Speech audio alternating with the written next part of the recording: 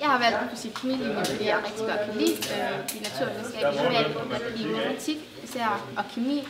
Og så vil jeg rigtig gerne lære noget senere hen, der har noget med de naturvidenskabelige fag at gøre.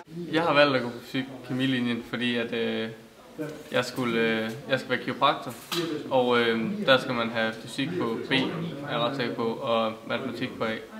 Plus at matematik på A, det giver en hel masse muligheder inden for utrolig mange ting.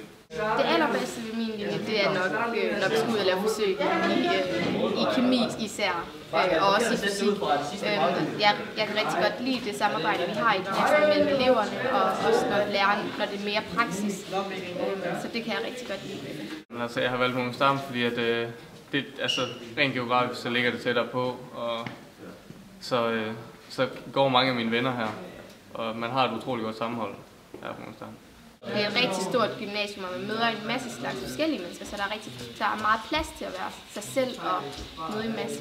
Der er bare en masse interessante mennesker.